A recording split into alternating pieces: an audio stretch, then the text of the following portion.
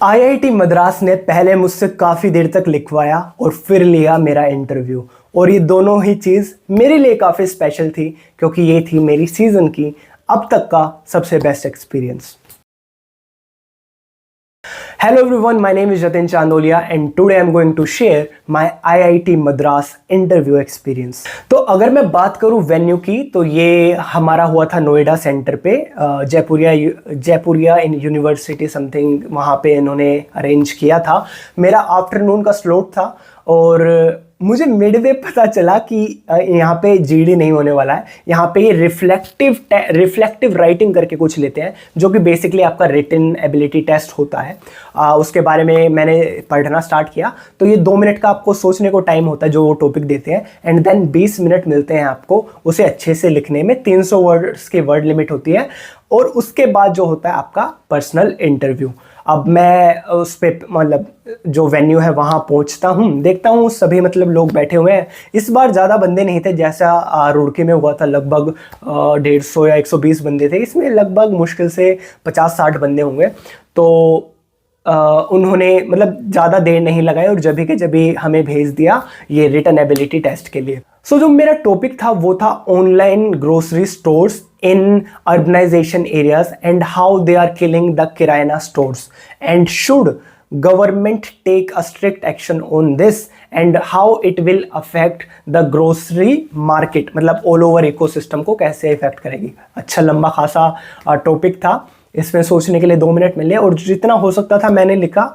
But मैंने जब देखा, मैं मतलब जब सबमिट होने वाला था तो मैंने देखा जो मेरे साथ में लड़की बैठी थी उसने मस्त अच्छे से बढ़िया से राइटिंग में पैराग्राफ्स में लिखा था, और मैंने जब अपनी राइटिंग देखी तो बिल्कुल ही ख़राब और पूरा ही एक पैरा में लिखा हुआ था।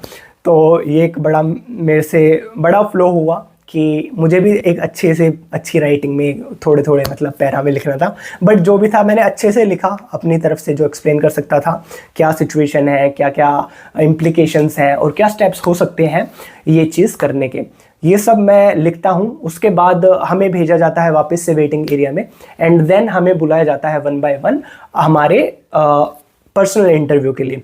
अगर मैं बात करूं पैनल्स की तो अराउंड 8 पैनल थे और सबके अंडर 8-8 बच्चे थे, तो इसमें ज़्यादा वेटिंग करना नहीं पड़ा और मेरा लगभग 1 घंटे के अंदर नंबर आ गया। वहाँ पे जाके अलग एक वेटिंग रूम था। उस इंस्टीट्यूट में जहाँ पे अरेंज कर रहे थे वहाँ पे कोई फंक्शन चला हुआ था तेज़ आवाज़ में, किरण बेदी आई हुई थी तो वो स्पीच दे रही थी। मैं सोच रहा हूँ क्या यार, अलग सा ही माहौल चला हुआ है, इंटरव्यू चल रहा है एक तरफ दूसरी यूनिवर्सिटी का एंड यहाँ पे कोई फंक्शन चला हुआ है। बट अगर मैं बात करूँ इंटरव्यू की, सो फार ये मेरा सबसे अच्छा इंटरव्यू गया है। वाई? जो पैनलिस्ट थे भाई काफ़ी ज़्यादा जोली, काफ़ी प्यार से बात करने वाले। अब वो अच्छा गया बुरा गया वो बाद में पता चलेगा। उन्होंने पहली चीज़ ये पूछी, जो मैंने फॉर्म में फ़ोटो डाली हुई थी उसमें मैं थोड़ा अलग लग रहा था, यंगर लग रहा था।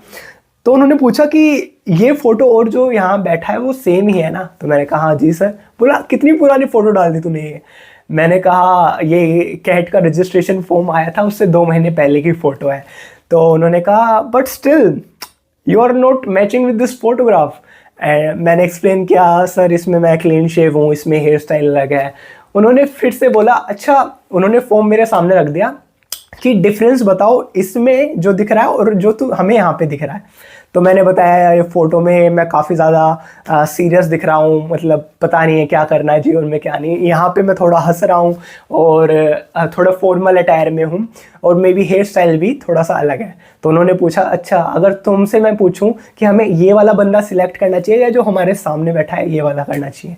तो मैंने कहा ऑब्वियसली सर जो आपके सामने बैठा वो थोड़ा ज़्यादा पॉलिश्ड वर्जन है तो आपको मुझे करना चाहिए।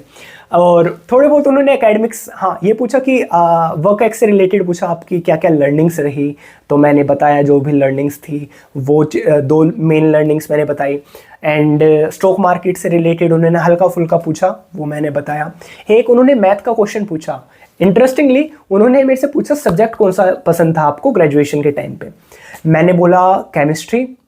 बोला अब कैसा है? मैंने बोला ज़्यादा मेरी ग्रिप स्ट्रॉन्ग नहीं है इस टाइम पे क्योंकि मेरा ऐसा मतलब यूज़ नहीं है, मेरा कंप्लीटली जो वर्क मतलब एक्सपीरियंस है वो बिल्कुल डिफरेंट है मेरे ग्रेड सब्जेक्ट से। तो उन्होंने मैथ का क्वेश्चन पूछ दिया मेरे से, एक चेस रिलेटेड क्वेश्चन, कि मतलब अगर हम मतलब एक प्रीस्ट को 10,000 रुपीज़ मिलते हैं हर सेल पे, वो प्रिफर करेगा, या फिर अगर हम 1 रुपया एक सेल पे डालें एंड वो डबल होते जाए हर सेल पे और एंड पे जाके पहुँचे, वो वाली अमाउंट डिसाइड करेगा। तो मैंने कहा कि ऑब्वियसली जो डबल हो रही है। बोला अच्छा वो अमाउंट बताओ तुम, कौन मतलब कितनी अमाउंट हो जाएगी। अब मैंने सिंपल सा फॉर्मूला लगाया, ये डबल हो रहा है तो 2 to the power 64। पहले मुझे कई ये कन्फ्यूजन थी तो उसमें सेल्स कितने होते हैं, तो मैंने बोला according to me there are 8 rows and columns. तो मुझे कंफर्म नहीं है ये चीज़, मैंने उनको बता दी। चेस मुझे याद ही नहीं आ रहा था कितने रो कॉलम होते हैं, तो मैंने बोला I hope there are 8 according to that. तो उसमें 2 to the power 64। फिर उन्होंने बोला ये गलत है। मैंने बोला सॉरी, 2 to the power 63 + 1 ये हमारा जो है आंसर होगा, और ये ऑब्वियसली ज़्यादा होगा। सो जो फाइनल सवाल उन्होंने पूछा वो था, अगर जतिन आपको अपने आप को एक वर्ड में डिस्क्राइब करना है, जस्ट 1 वर्ड, तो आप क्या वर्ड चूज करोगे। अब ये थोड़ा अलग ही क्वेश्चन था जो मैं एक्सपेक्ट नहीं कर रहा था, और मैं इसके लिए प्रिपेयर भी नहीं था कि मैं एकदम से एक बढ़िया आंसर दे दूं। मैंने इसके बारे में सोचा, मैं सोचना स्टार्ट किया 5 सेकेंड 6 सेकेंड। फिर उन्होंने बोला now you are looking exactly same like this photo क्योंकि तब मैं उस फोटो में काफ़ी सीरियस दिख रहा था। तो मैंने हंस के बोला if I have to select one I will choose adaptable. No matter what the conditions are, I make sure कि मैं उस एनवायरनमेंट के अकॉर्डिंग अडेप्ट कर पाता हूँ। तो उन्होंने कहा दैट्स गुड, और वो खुश ही लग रहे थे। आई होप वो खुशी हो। और ऐसे मेरा जो है इंटरव्यू एंड होता है। ये था मेरा लगभग अभी तक का जो मतलब बेस्ट एक्सपीरियंस अगर मैं इंटरव्यूज़ में बात करूं। तो बस यार ऐसे एंड हुआ मेरा इंटरव्यू। बट आने वाली वीडियोस में मैं कवर करने वाला हूं IIFT, IIM Lucknow, test Mumbai, IIM Sambalpur and मतलब काफ़ी सारे जितने भी कॉल्स है मेरी, चाहे वो MDI गुड़गांव हो, सबके इंटरव्यूज़ का जो एक्सपीरियंस है वो मैं शेयर करने वाला हूँ इस चैनल पे। अगर आप नए हैं तो मेक श्योर करें सब्सक्राइब करके रखें, और अगर कोई भी क्वेरी हो, आप भी अगर इन्हीं प्रोसेस के मतलब जा रहे हैं इंटरव्यू देने, तो मेक श्योर करें आप कमेंट्स में पूछ सकते हैं, कोई भी क्वेश्चन हो आपका, मैं ज़रूर कोशिश करूँगा कि आपके आंसर्स को डिलीवर करूँ। आज की वीडियो में इतना ही। I hope you enjoyed it and do subscribe and let's meet on the another video. Thanks for watching. Have a great day.